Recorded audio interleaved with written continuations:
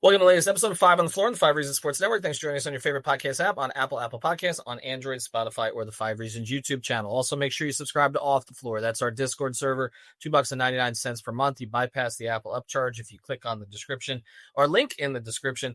Place for the most heat anywhere. That's the most heat information, conversation, consternation, celebration. Not a lot of that lately. Check it out. It's Off the Floor. Link right in the description. And again, you can cancel at any time. Also, check out Prize Picks. Use the code 5, FIVE. Even if the Heat are eliminated from the playoffs, Prize Picks goes on. You can play across the sports spectrum, including the NBA, play up to 6 players together. The flex plays are back. Taco Tuesdays are back. It's all back.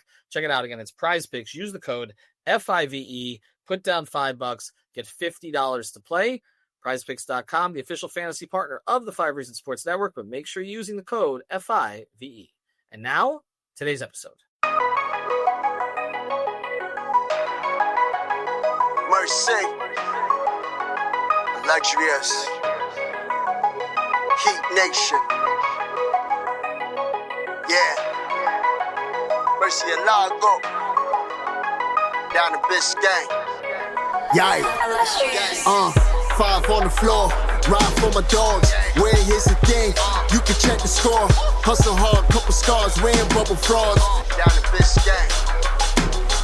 Kept the flow playing, got it all banned. Y'all seen the block, stop with one hand. And Pat we trust, Inspire have the guts. We're here to bring the heat, y'all can hang it up. Welcome to 5 on the Floor, a daily insider show on the Miami Heat and the NBA, featuring Ethan Skolnick, Greg Sylvander, Alex Toledo, Brady Hawk, and others from the 5 Reasons Sports Network. Also make sure to subscribe to Off the Floor for the most heat anywhere.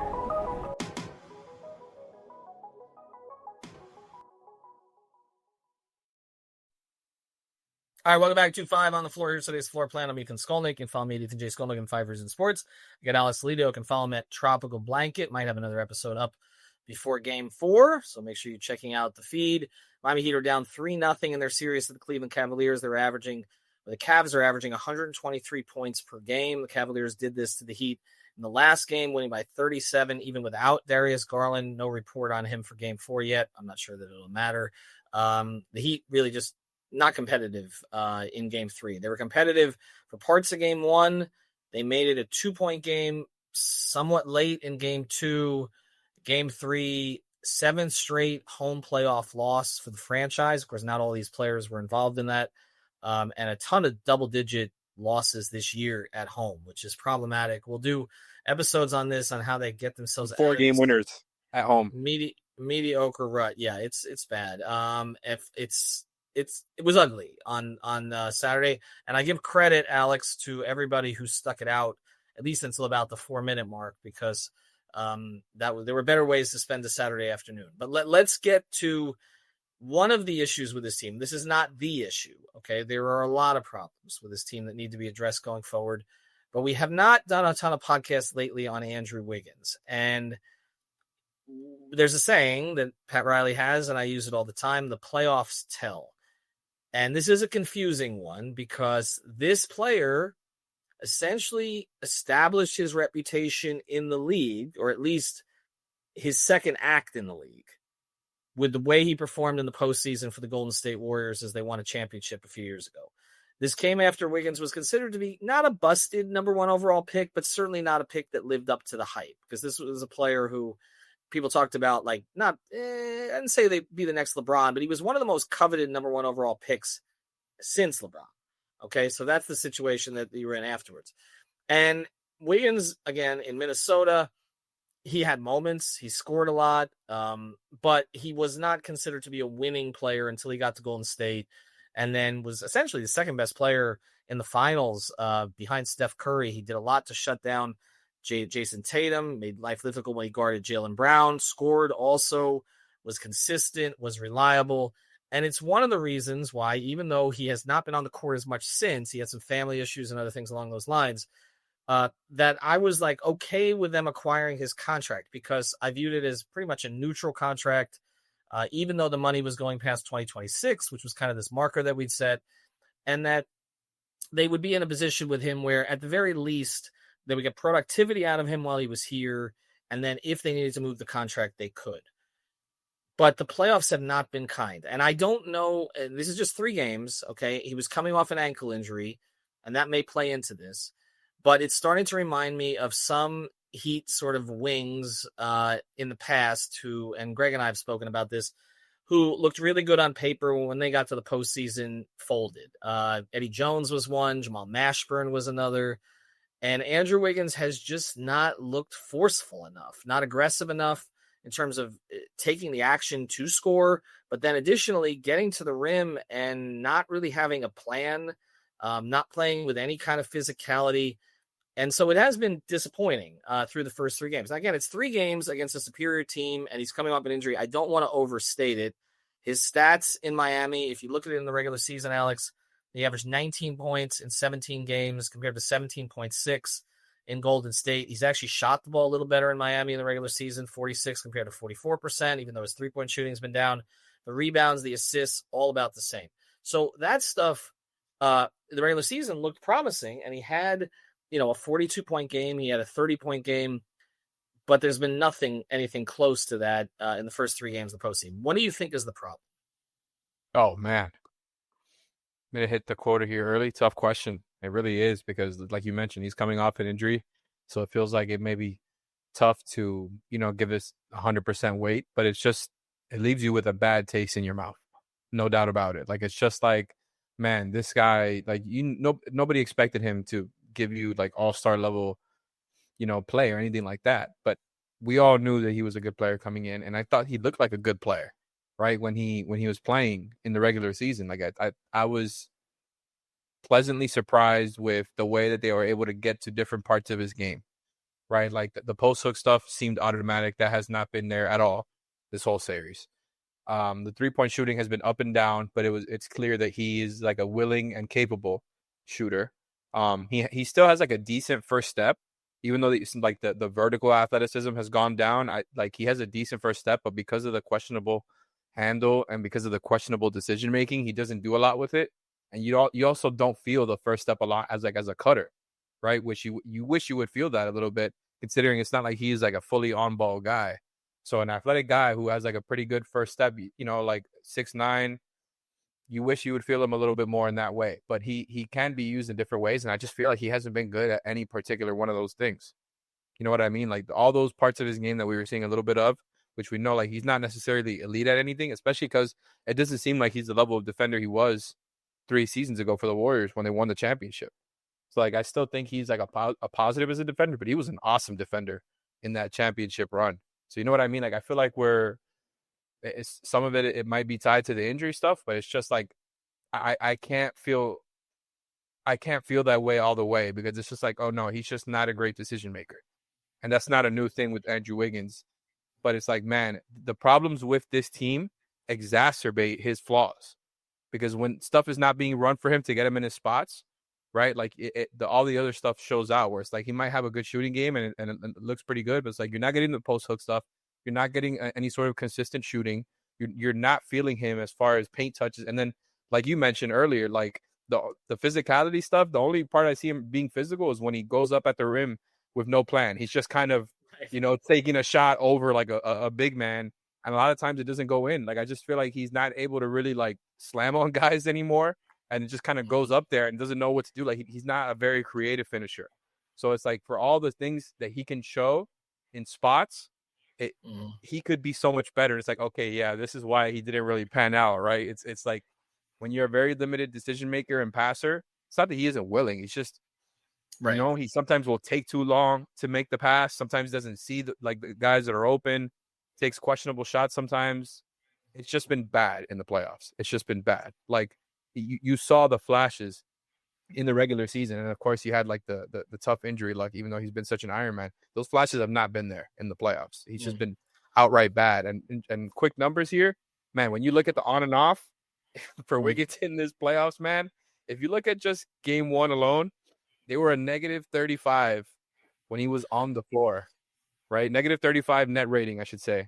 When he was off the floor, plus 29.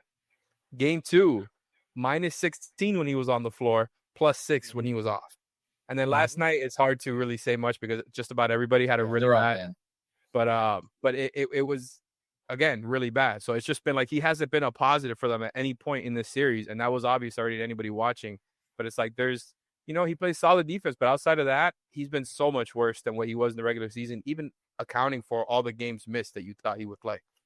Well, and you mentioned game 2. They made the comeback without him, and Spoelstra didn't put him back on the floor at the end of the game. And this is a player who, when he was acquired, I need to be, honest here. I said, this guy's going to end up leading them in minutes the rest of the way, but he's not playing. He wasn't playing minutes down the stretch of the one playoff game that's been competitive. And that was because he didn't play very well. I mean, you look at the numbers in the postseason so far in the 3 games, you meant plus minus speaks to it. The raw numbers do too. He's averaging 11 points, under 3 rebounds, under 3 assists, and he's shooting 36% from the floor. Now that includes 6 of 17 on twos. 6 of 17 on twos.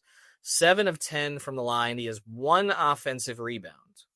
1 offensive rebound, and he has 8 turnovers in the 3 games. And that's not with that many minutes. So this is about as bad a stat line as you can come up with somebody who's played a decent amount of minutes. He's averaging 33 minutes in the series. Now, I go back to some of his previous playoff situations, and he didn't show up this poorly, okay? Minnesota, that was a series, of course, that Jimmy helped drag the Wolves to their first playoff series in forever. They lost in 5 games to Houston. This is the 2018 postseason. He shot 44% from the floor, 26 rebounds, and basically averaged 5 rebounds, okay? He didn't play too poorly, all right? He averaged 16 points. But then in Golden State, he was in the postseason 6 different series, okay, over 2 postseasons. And in each of the series, he played pretty well. You look at the first series against Denver with Golden State. This was the 22 postseason, averaged 14 points, but had an effective field goal percentage of 60%. He shot 53% from the floor. They won that series in 5. The next series against Memphis, they won that series in 6. He averaged 15 points, 7 rebounds. Okay, the rebounding much better than it's been here, by the way. You look at it, that for every series with Golden State in the postseason in 22, he averaged at least 7 rebounds. Every series, all 4 series, okay? Shot 47% in that series. Then in the Western Conference Finals against Dallas, 5-game win, he averaged 19.7 rebounds and 3 assists on 46% shooting from the floor. Okay, he committed in that series only 4 turnovers in 5 games. He's committed 8 in 3 games here. And then in the finals against Boston, where he's playing against the 2 of the best wings in the league, averaged 19 and 9 in that finals, while defending Tatum mostly, but also Brown. He had only 11 turnovers in a 6-game series win, and he also had 9 steals. And then even last year against Sacramento and the Lakers, he played better. And that's 2 years ago, the 22-23 season. He played better than this. He averaged 18, he averaged 15, and he shot, I'm looking at right here, he shot 46% from the floor. So this is an anomaly. This has been the worst playoff series of his career, and it's why I'm trying not to jump to too many conclusions and say, okay, this is just like another of those guys, like I said at the beginning. I'm trying not to do that. But I was concerned about this because I don't really know. And maybe a training camp would take care of this if he's still here. And we should address some of this on the other side. I don't really know if they know what his role is supposed to be here. Like, it felt like because of the lack of scoring, they were trying to turn him more into Minnesota Wiggins instead of Golden State Wiggins. Of course, they don't have a Steph here. They have Tyler, but they don't have a Steph. We're seeing the difference with Jimmy and Golden State now, too. They don't have a Steph to kind of create that gravity and everything else. But I don't know if they know what role they want him to be. It feels to me like on a good team at his age now, he's on the other side of 30, he's your 3rd or 4th guy. And it sort of feels like now with this team, it's like everybody else, he's pushed up a slot and he's not capable of it. Is that fair? 100%. I think you nailed it there. I think like you see the difference between the kind of the open lanes and open cuts and stuff that you get playing alongside Steph. Like, for as much of a scoring and shooting threat as Tyler is and everything he's done, he's obviously still nowhere near Steph's level on just the off-ball movement and the gravity that he demands. Like, it's just different, man. Like, guys are getting wide open lanes. Like, you got Gary Payton looking like, like a consistent offensive threat just from being a smart player and making the right cuts and hitting open threes. Like, of course, not, I'm not trying to shade him. He's been a fantastic role player for them. but just in general, like he makes guys better as a result of that. And like Tyler is giving it his damnedest, you know, but this team just does not have the same types of offensive threats or space on the floor.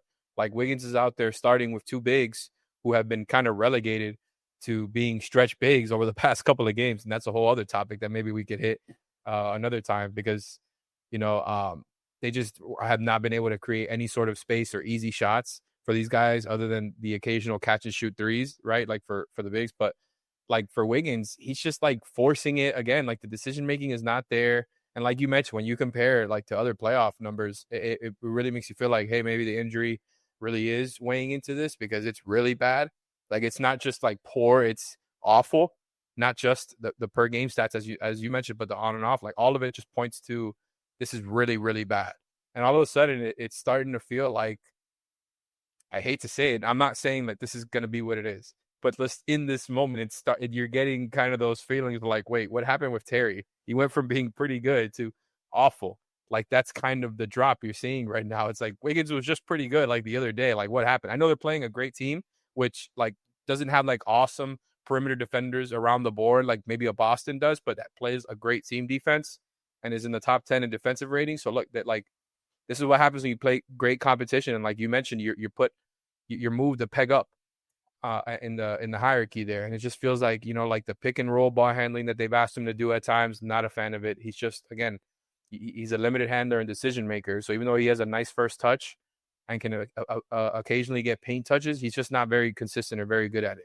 So like I feel like he'll be a really nice player for a team that already has an offensive infrastructure, an effective one in place, right? Like a Steph Curry, where it's like you already like you have your main guys who you know will create the offense, and Wiggins can just kind of play off of it and find his spots, whether it's like the occasional middies, the threes, the post touches. Like he's got different things that you can use, but because of their lack of consistent advantage creation and scoring, like his problems are exacerbated. And I feel like I keep comparing him to Bam in that way, because Bam and him share some similar things there, where it's not like, I feel like Bam is obviously just a much better player. And when his offense isn't going, he's a fantastic passer and fantastic hub, right? With Wiggins, you don't have that, you know? So it's just like, even when they are running stuff for him, it depends on what they're doing. Because like I mentioned, that pick and roll ball handling just hasn't been effective. You know, like they've got to find him in these off-ball spots, and they don't have the proper guys to find him. Well, that's what I want to get to on the other side of this, because we say the playoffs tell, but I have a feeling that at least some of the coaching staff in the front office may regard this in a way where say, well, we need to get a training camp to see what this looks like. So I want to ask you what they should, and we'll get to it on the other side of the break, but I'm giving you time to think about it, what they should target in training camp in terms of what his role should actually be. Because this ain't it. Like this, what we've seen so far in the first 3 games, injury related, not injury related, he's not making a positive impact. And at $30 million a year, well, you mentioned the Terry thing.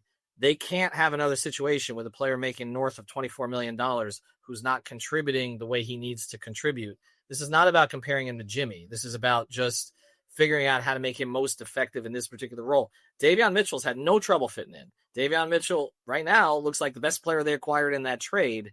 That's not how that was supposed to go. And again, Wiggins is still capable. We saw the 42-point game and the 30-point game.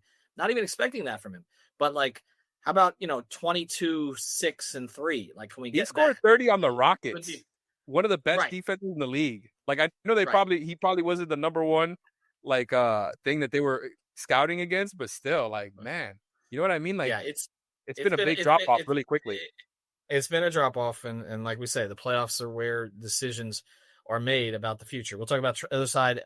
We'll talk about training camp briefly. For we do want to mention a great sponsor on the 5 Reasons Sports Network, our friends over at All Pro Construction Builders. You can find them at All Pro Construction Builders on Instagram or allproconstructionbuilders.com, 305-484-4429. Check out, again, their website, because you'll see everything that they do.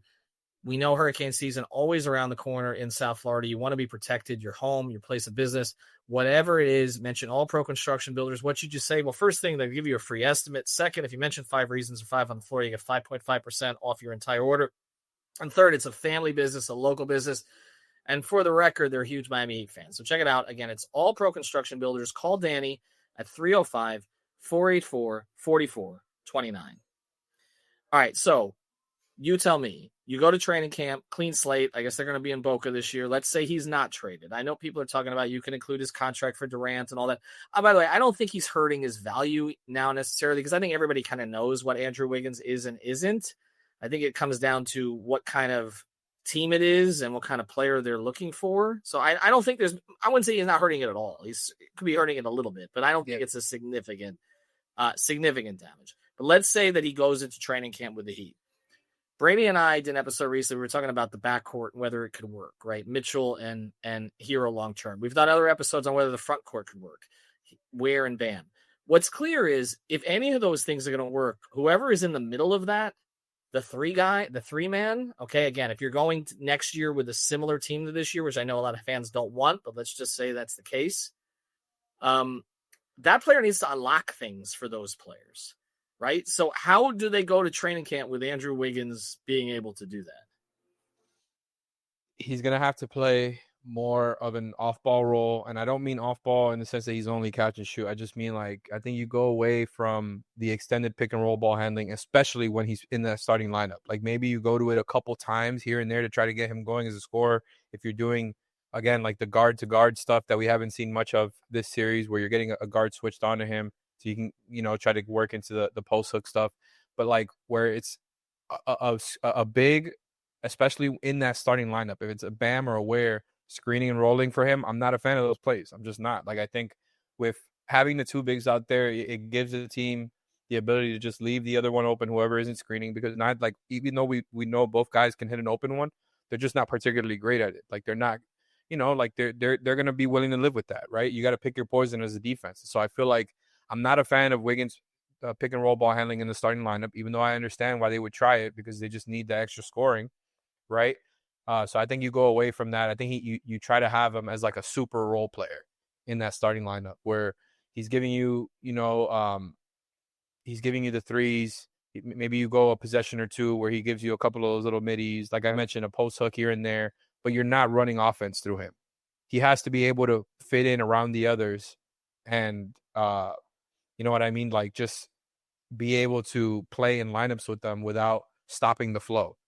Because it's not they've got this awesome offense rolling without him or anything. That's not what I'm trying to imply. But, where they just give him the ball and expect him to create. I'm not a fan of that. I think they've got to find a balance for him where, he's able to do stuff when he's just not in his spot. He has to be able to be a positive as a cutter, a positive as a rebounder, things he was doing for the Warriors, except he's not being afforded the same space here, especially when he's playing with two bigs that teams are willing to let shoot the ball. So I think it's a little bit of a tough question. Oh, I didn't even mean to do that time. But no, you did. And the fact that we're talking about training camp already, it's so funny also. Well, we're going to do a lot more talking about training camp. I'll close with this. I think this is a good player. Okay, I do. I nothing I've seen from him so far leads me to believe he's not a good player. I feel bad about comparing him to Terry. I shouldn't have done that. We thought Terry was a good player too. At least he's 6'9" and plays defense when the scoring isn't there at the very least. I do think the effort's there, although sometimes it doesn't look like it. It's just he's sort of nonchalant in nature, just personality wise. He's very soft spoken, and it kind of translates to the court. Davion pops, right? Davion has a kind of personality, an on court, off court personality. You feel it, and Jimmy, you felt it. And so I think Wiggins in comparison it's very muted. And I think that is affecting people also, but we got to be clear on this. Okay. He's a $30 million a year player. They need to get production out of him. We have to hold to a certain standard here. If we're going to hold Duncan Robinson to a certain standard because he's making 17 or 18, Tyler's a $30 million player right now, right? We're going to have a conversation about whether or not he's a $40 or $50 million player. We started talking about that, but you know what you're getting from Tyler every night. The inconsistency with Wiggins is been the most disappointing thing to me. And it may be what to do with the ankle, but the inconsistency to me is the most disappointing because if you look at his numbers in Golden State, there was a consistency there. There hasn't been. Now, I didn't watch him in every single game, so he might have arrived at that numbers by giving you 24 one night and 12 the next. I don't know. Yeah. But what we're seeing so far, I don't go into a game thinking, okay, you're going to get this from Andrew. And I think that's where we need to be. And even the times he's scored 20, it's been a quiet 20 sometimes where I'm like, okay, where's the impact with this? And sometimes not all scores are the same. You need to get the line a little bit more, need to create a little bit more activity, a little bit more havoc. strike a little more fear. I'm just not seeing that right now from him, and that's something they're going to need to correct by next year. I will have another episode up before the game, I believe. Check out our sponsors, All Pro Construction Builders, Prize Picks. Use the code 5. But again, a lot of people have been talking about Wiggins, so we figured we'd weigh on this. Time for postmortems will come. Maybe it's Tuesday. They gotta update the roster if they want to help Wiggins out, or he just might not be on the roster if they make those updates.